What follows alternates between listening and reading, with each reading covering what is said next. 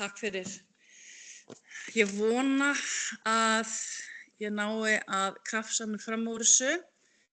Ég sagði við manninn minn áðan hvað stæði til og hann mætti ekki trufla mig. Þetta verið nýsköpun, þá sagði hann, vitaðu ekki að þú ert gömul? Og það er kannski svona smá bras á mér áðan hérna að koma þessu. Telma, er þetta í lagi svona? Nei, farðu í fullscreen. Já, er ég ekki búin að því núna? Nei, það er þarna svona, já. Er það ekki? Jú, og notur þessu örvarnar til að fara á milli. Glæsilegt og þið heyrið í mér, þannig ég get bara byrjað. Flott, takk fyrir og takk fyrir að bjóða mér að vera með. Þetta er stórt viðfangsefni, hvernig getum við nýtt auðlindir Vesturlands betur í nýsköpun og svona minn útgangspunktur til þess að reyna að vaða ekki út allt og víðan völl að þá ætla ég svona aðeins að einblína á mitt rekstrarumhverfi sem í landbúnaði og þá líka aðeins í ferðaþjónustu og ég varpa upp þessari spurningu hvort samspil landbúnaðar og nýsköpunar sé sinfónía tækifæranna og fékk gervigreindina til þess að gera þessa fallegu mynd fyrir mig til þess að endurspegla umræðu efni mitt í dag. Ég komst að því þegar svona aðeins var að undirbúa mig og skoða að eins og ég sagði áðan, ég er orðin svo gömul ég komst að því að ég er hætt að hafa yfirsýn yfir allt það frábært sem er að gerast á Vesturlandi. Ég var náttúrulega mjög mikið inn í því á sínum tíma, ég satt bæði í sveitarstjórn og tók þátt í helst öllu sem var í gangi, svo maður svona aðeins dregið sig í hlé og það er svo ótrúlega margt sem vel er gert og fjölbreytt verkefni í gangi sem er alveg gríðarlega spennandi að skoða og fylgjast með. Ég hef svona kannski aðeins, ég er með örglærur af því þetta er örfyrirlestur, aðeins varðandi landbúnaðinn, ég ákvað að setja það bara svona fram í einni setningu að landbúnaður sem ég finnst reyndar ótrúlega fallegt hugtak og ég ætla ekki samt að fara í það skilgreina það, við höfum öll okkar bara svona einhvern veginn þekkingu á því og svona skilning en mér finnst eins og landbúnaðurinn sé lykillinn að ljúffengri framtíð í ótrúlega víðum skilningi. Það eru endalaus tækifæri til ræktunar, við höfum auðlindir sem við getum nýtt til þess, landslagið er að breytast, tæknin breytist, áherslur breytast, við þurfum að halda í okkar sérstöðu, hún er einstök og við verðum að minna okkur á það reglulega, bara eins og til dæmis bara bústofninn okkar, við megum ekki glata honum, það koma inn nýjar hugmyndir, það eru loftslagsbreytingar sem eru áskorun og tækifæri. Og svo getur það náttúrulega auðvitað líka gerst að nýsköpun á stærri skala í landbúnaði geti fylgt áhætta. Ég kannski frekar að horfa á þetta í miklu minni skala, bara út frá því að vera bóndi á sínum bæ. En við erum líka með svona atriði sem við verðum að hafa í huga eins og bara varðandi erfðabreytt matvæli. Við erum líka með verkefni sem tengjast kolefnisbindingu og það er einhvern veginn ekkert alveg á hreinu hvað er gott og hvað er slæmt. Er stórfelld skógrækt, er hún góð eða er hún slæm? Og endurheimt votlendis, það eru skiptaskoðanir það líka. Það eru líka þættir sem að hafa áhrif á landbúnað og eru stundum svona, veit maður ekki alveg hvort að það er gert í þágu framtíðar og komandi kynslóða eða hvort það bara hreinlega grænþvottur í gangi. Heima hjá mér, ég bý við fallegasta fjörð á Íslandi en hann er líka ásetinn. Og maður veit ekki hvort að varpa trjákurli í fjörðinn og hvað þá vítisóta sé endilega góð ráðstöfun til framtíðar. Ferðaþjónustan, hún er falleg og fjölbreytt viðbót við einhæft og stundum einmannalegt rekstrarumhverfi og þarna tala ég bara af reynslu. Það er yndislegt að starfa sem bóndi en þetta er yfirleitt ekki stór fyrirtæki og ekki með þeirri dýnamík sem því fylgir að starfa í stóru fyrirtæki með fullt af samstarfsfólki. En að bæta ferðaþjónustu sem rekstrareiningu inn í slíkt form getur verið ótrúlega skemmtilegt og gefur manni þá þessi tækifæri sem annars væri ekki til staðar, bara til þess að rækta mann líka sem manneskju. Mér finnst líka að það sé aftur að myndast jarðvegur fyrir nærandi ferðaþjónustu. Það ekki bara, og þá vil ég horfa á nærandi ferðaþjónustu bæði út frá fyrirtækinu en líka út frá ferðamanninum. Ok, nærandi ferðaþjónusta, þú ætlar að þitt fyrirtæki skiptir máli og heimurinn betri staður af því að þú ert til, en við erum líka, og ég að upplifa það, núna síðastliðin kannski 2-3 ár, að ferðamaðurinn sjálfur finnur til ábyrgðar og hann vill gjarnan leggja sitt af mörkum. Við erum að dusta rykið á 20 ára gömlum plöggum sem við eigum einhvers staðar í tölvu varðandi það að leyfa ferðamannanum að taka þátt. Hann vill koma að smala með okkur. Hann vill taka þátt í einhvers konar uppskeru. Hann vill dvelja lengur. Hann vill fá að planta trjám eða skilja eitthvað gott eftir sig. Og þetta finnst mér hafa svolítið legið í dvala. Þannig að núna mín vinna svolítið að fara aftur til fortíðar og fara svona að finna þessi atriði sem að við byrjuðum svolítið með þegar við byrjuðum okkar ferðaþjónustu fyrir 25 árum síðan. Mér finnst líka sterk undiralda með einhverju sem ég kýs að kalla heildræna heilsu, þar sem að Vesturland á alveg gríðarlega mörg tækifæri. Og þarna finn ég svona þennan suðupunkt tækifæra vegna þess að þarna erum við ekki bara að tala um eitthvað eitt, heldur samspil margra ólíkra þátta sem að við eigum gnótt af. Þarna verið að tala um heilnæmar matvælaafurðir, landbúnaðarafurðir. Fólk vill komast í útivist og hreyfingu og fá að dvelja í náttúrunni og það að nota vísind á bak við það að því að það eru margar rannsóknir sem styðja það að dvelja í náttúrunni hafi svo góð áhrif á okkur. Og síðan það svona dýpri heilsutengd afþreying og fólk að nota vísindalega nálgun og dýpri þekkingu fyrir sjálft sig til þess að öðlast þessa heildrænu heilsu og það finnst mér ótrúlega spennandi. Þannig að já, þetta samspil segi ég að sé Sinfónía tækifæra, ekki spurning og ef tækifærin til staðar, hvernig getum við þá nýtt það betur? Og ég ætla bara að leggja í lokin 3 atriði inn bara til okkar allra, til umræðu og svona það sem að mér finnst kannski geta skipt máli. Og það í fyrsta lagi að virkja nýsköpunarkraftin í fólkinu. Vegna þess að ég held að það sé mannauðurinn sem sé hinn stóra og kraftmikla og mikilvæga auðlind. Við getum haft endalausar hugmyndir en ef ekki fólki til að framkvæma þá verður oft lítið úr verki. Mig langar að við höldum slagkraftinum heima. Styrkjum virðiskeðjuna, þéttum netið og aukum samstarfið. Við erum með mörg lítil og yndisleg fyrirtæki út allt Vesturland. Þegar við gerum eitthvað og styðjum við eitthvað, að þá að passa að það sé ekki einangrað, heldur að það hafi áhrif á einhvern annan og að þetta samspil verði ennþá háværara og þannig að boltinn kastist á milli okkar miklu betur heldur en hann hefur gert. Og í þriðja lagi, halda áfram að þróa og skapa umhverfi fyrir frumkvöðla. Það margt ótrúlega vel gert hér á Vesturlandi og mörg verkefni í gangi og þéttriðið net sem fólk og frumkvöðla getur leitað til sem frábært og það verður að halda áfram að hlúa því og mér finnst kannski líka og bara svona punktur til þeirra sem þeim megin að líka hlusta á ákallið. Auðvitað fjármagn gríðarlega mikilvægt til að koma hugmyndum í framkvæmd en það ekki alltaf nauðsynlegt. Og stundum líka til sjóðir og annað sem dálítið ferkantaðir og því að það má ekki veita fjármagn í ýmsa hluti sem myndu samt nýtast frumkvöðlunum miklu betur. Þannig að þetta stanslausa samtal svo mikilvægt og hlusta á það hvað það raunverulega sem að svona stuðningsnet getur gert fyrir frumkvöðla í nýsköpun. Það þarf líka að hlusta á það ennþá betur heldur en að stundum gert. Þá ég búin, ég vona ég hefur nokkurn veginn innan tímamarka. Takk fyrir. Kæra þakkir Arnheiður. Þú stóðst í alveg svo heti í þessu, þú varst akkúrat á réttum tíma, þannig að það gat ekki verið betra. En þá förum við úr Hvalfirðinum frá Arnheiði og förum vestur í Dali og það Linda Guðmundsdóttir, verkefnisstjóri hjá Dalauði sem ætlar að vera með næsta erindi. Gjörðu svo vel, Linda. Takk fyrir kærlega. Þið sjáu glærur, það ekki?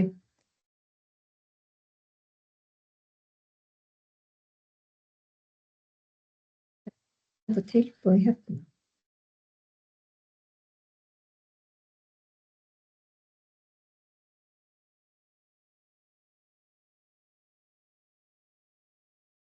Ég er í tæknilegum örðuleikum, afsakið mig.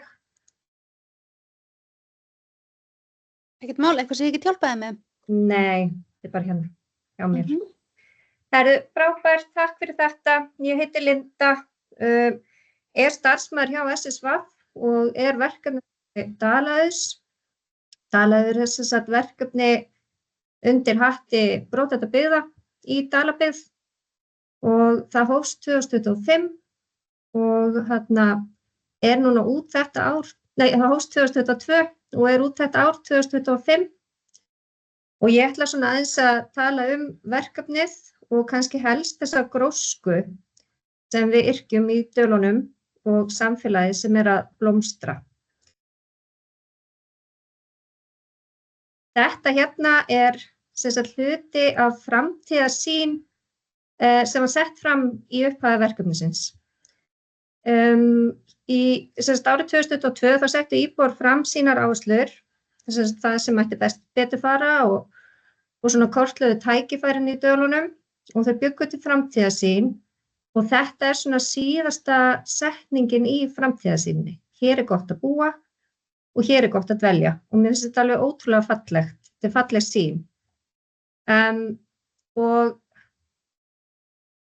við náttúrulega settum okkur, markmið í þessu verkefni, bæði stór og smá og Dalaður í raun bara heldur utan þessi markmið. Og svo þau höndum sveitarfélags eða höndum ríkis eða höndum, eða þá ég sé að framkvæma það sem á að framkvæma eða þá íbúar. Og það sem við höfum svolítið verið að gera er að vinna samhliða að uppbyggingu innviða og góðum staðaranda og ég held að skipti máli að vinna þetta samhliða því þetta vinnur ótrúlega vel saman. Árið 2022 þegar að Dalaður byrjar og þá er náttúrulega líka ný sveitarstjórn og það er nýr sveitarstjóri og þá er bara tekin ákvörðun að vera samfélagi sókn. Sveitarfélagið fór sem strax í að byggja upp nauðsynlega innviði og það er núna að rísa íþróttamannvirki, það er komið samningur uppbyggingu atvinnuhúsnæðis og það er verið að vinna deiliskipulag í Búðardal sem gerir ráð fyrir alltaf 40 íbúðaeiningum. Þannig að það er gífurlegur kraftur í þessum stóru innviðamálum. En svo var Dalaður svona að vettvangi samráðs og frumkvöðlastarfs og fræðslu, reyndar í samstarfi við sveitarfélagi líka. Og ég held að verkefni Dalaður hefur svona líka kannski náð að endurspegla eitthvað svona gildi sem voru til staðir í samfélaginu út af því að áherslurnar voru settar fram að íbúa. Og að það hafi bara svona vökvað frjósaman jarðveg og það blómstraði eitthvað fyrir vikið.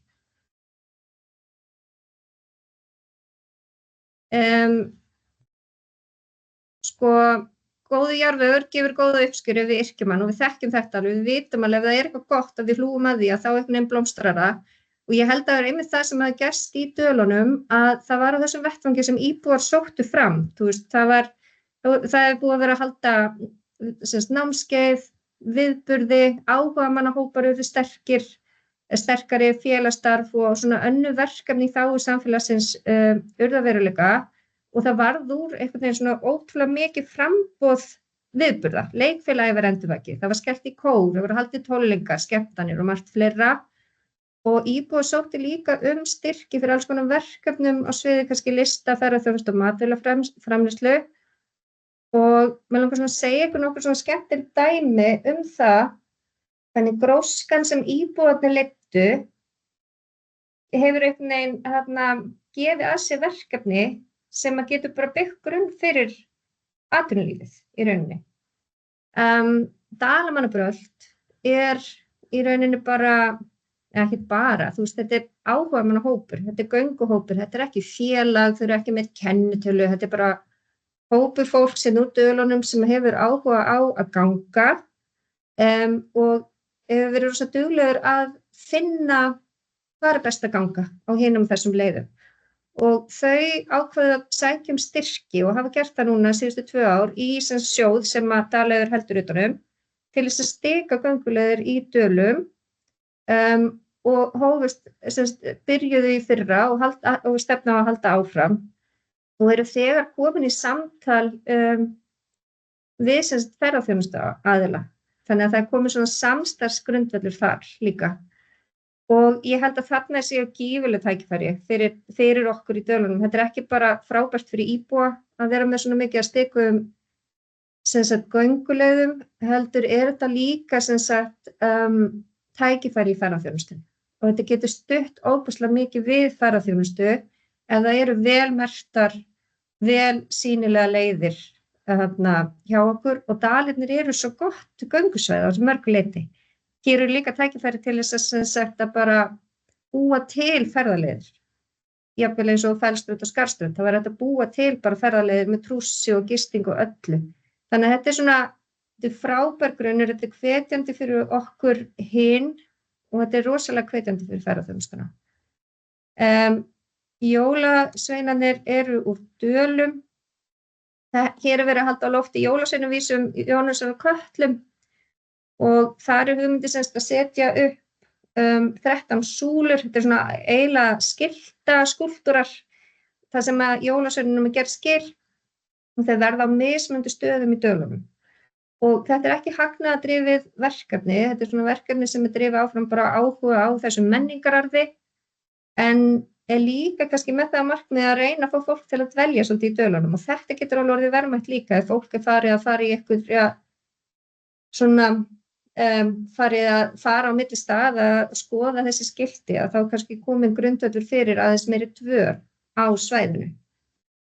Matur í mannsins megin, það er annað verkefni sem að fékk styrk sem sagt líka úr sjóði Dalaðs og þetta er bara í raun í grunni snýst það að halda sem sagt uppskerumarkað á haustfagnaði og þarna voru einstaklingar sem eru kannski ekkert sjálfir söluaðilar en höfðu áhuga á að vera með markað og sköpuðu þannig grundvöll fyrir sem sagt matvælaframleiðendur og handverksfólk til að koma sínum vörum á framfæri og það var markaður núna í haust og það var líka verið haldnir jólamarkaðir og ég held þessi gífurleg tækifæri í þessu líka eins og Arnheiður var að tala landbúnaðinn, þú veist, við erum náttúrulega líka með mikla matvælaframleiðslu í Dölum og margir sem eru að byrja að prófa nýja hluti.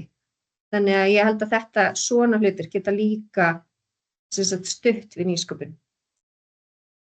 En bara að lokum, það kom nýlega út frétt, bara á dögunum kom frétt í Skessuhorni að Dalabyggð sækir mest á. Hvað var þar ánægju íbúa.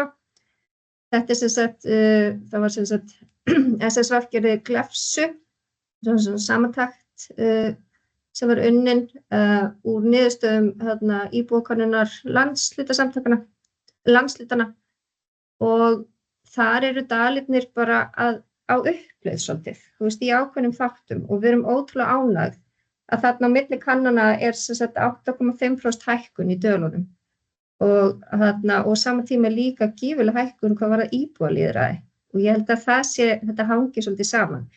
En að lokum það er mikilvægt kannski að hafa í huga að þessi gróskuhugsi kraftur hann varð ekkert endilega til að sjálfu sér þótt að jarðvegurinn hafi alveg verið til staðar. Hún var ákvörðun. Hún var með þetta ákvörðun sveitarstjórnar og sveitarstjóra og starfsfólk sveitarfélagsins og ég held að hún hafi verið meðvituð ákvörðun íbúa líka. Og svo verkefni Dalaður var svona í rauninni klappstýran á kantinum eða þjálfarinn í búningsklefanum sem svona peppaði fólk áfram. Takk fyrir mig. Já, kærar þakkir Linda. Takk fyrir erindið. Þá förum við í þriðja og síðasta frumalandan hjá okkur í dag og það er Sigurður Pétursson og ég held að Sigurður sé frumkvöld í flestu því sem tengir sjávarútvegi, þannig að Sigurður, gjörðu svo vel.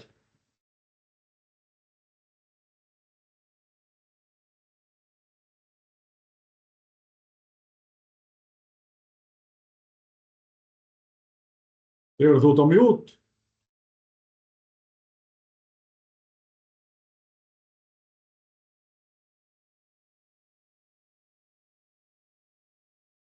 Já, heyri ég mig núna? Ok, gott.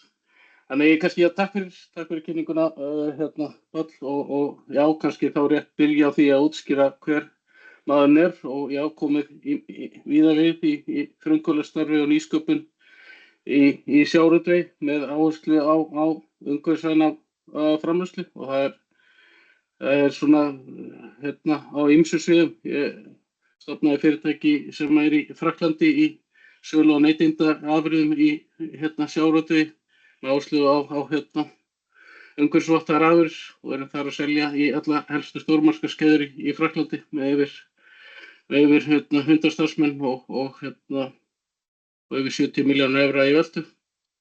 Einnig stofnandi á Arctic Fish, fiskeldisfyrirtækisins fyrir vestan. Fór út af því fyrir rétt 4 árum síðan og í skeldýrarækt í Grindavík og Reykjanesi.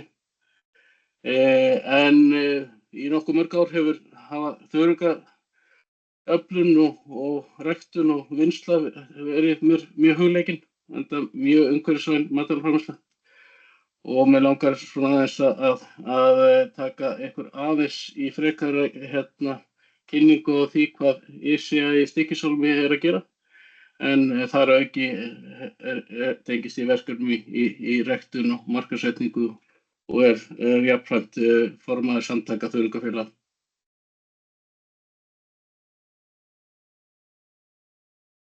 En kannski þetta nú stærsta hlutverkið að vera eiginmaður og faðir og fyrst að við erum með Vesturlandi og þá tengi ég hef verið í starfsemi skógamanna og þar hefur nú fólki á Bergþórssandi líka spilað mjög stórt hlutverk og fleiri sveitinni.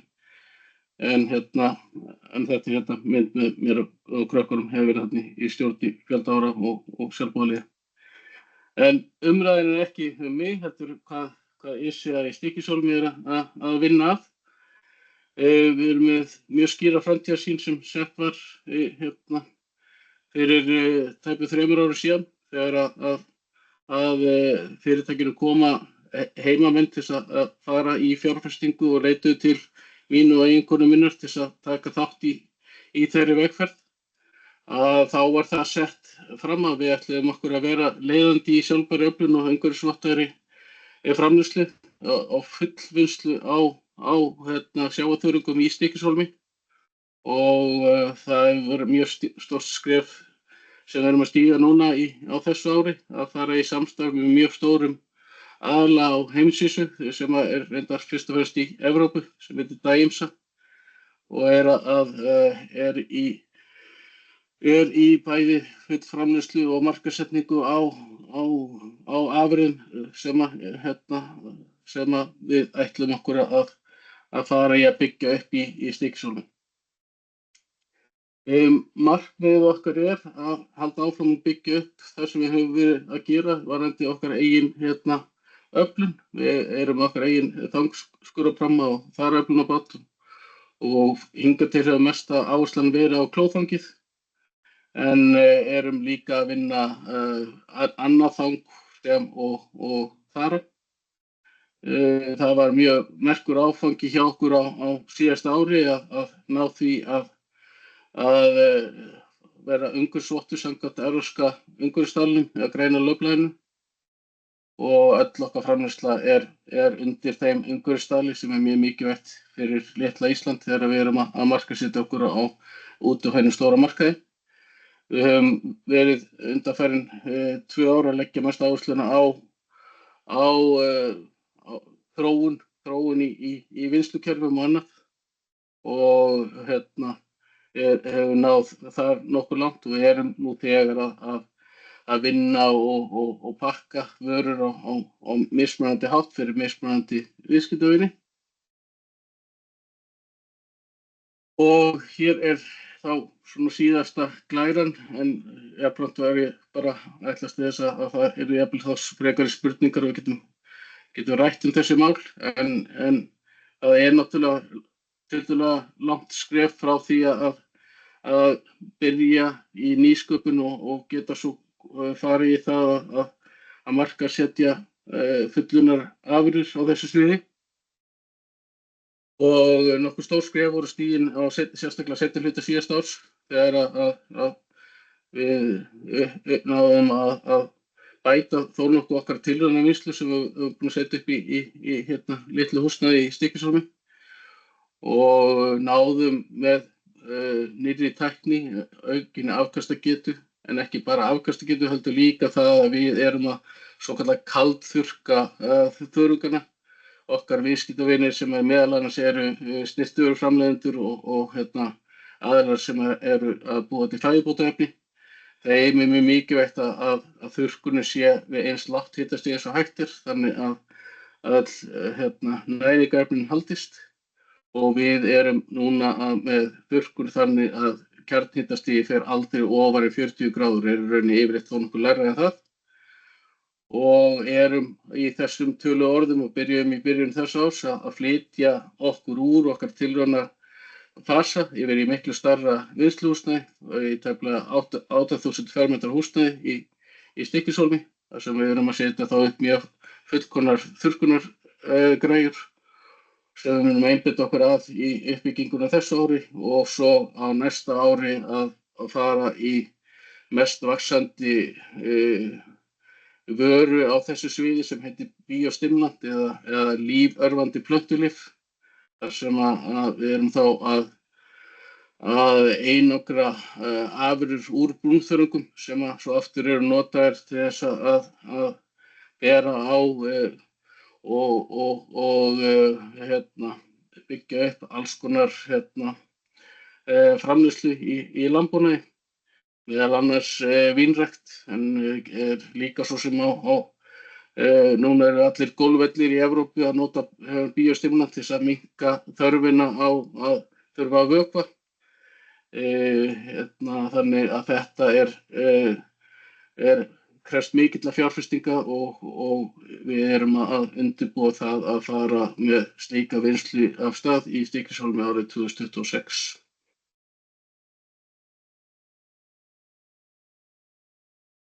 En þá veit ég að allan haldum inn á tímamarkana og ætlaðist nú svona kannski frekar til að geta þá frekar útskýrt á frekar hátt í spurningum ef einhverjir eru. Takk fyrir. Og kærar þakkir Sigurður fyrir ljómandi